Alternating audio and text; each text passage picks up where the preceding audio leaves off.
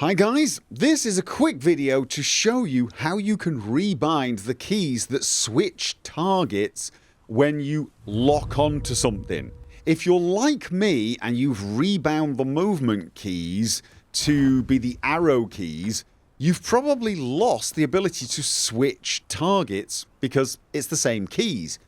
But you may be using the default WASD keys for movement as well, and you're still finding the lock-on function kind of difficult because the arrow keys to switch targets is, well, pretty unpleasant. It's kind of out of the way. It's on the other side of the keyboard, and you have to take your hands off the movement keys and I believe the default dodge key as well, which makes switching targets mid-combat a somewhat perilous thing to do. However, what I didn't realise is you can rebind the keys for the switch targets. It's not immediately obvious what it is.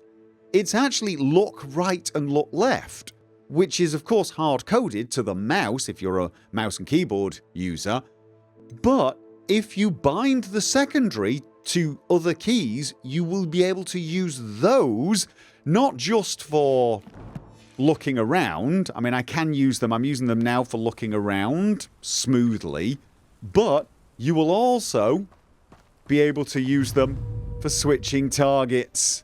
Let me just get to a position where I can switch the target.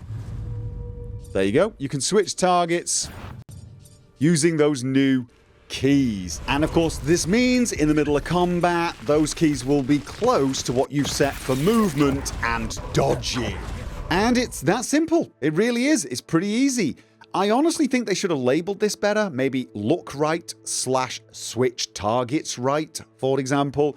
But for all I know, most of you figured this out pretty easily. It's just these are keys I never even consider binding because of course I look with the mouse. So this was one I'd completely missed, and I would have not figured out had it not been for someone passing me a message telling me about this. So a big thank you to, there was a few of you did actually who pointed this out to me. Thank you very much. And for the rest of you, hopefully if you didn't know that, you can now actually lock on target and switch, which is useful in some circumstances. Honestly, I think I'll probably play without it mostly, but there are a few instances where I want to focus on one person and it keeps flicking away from them.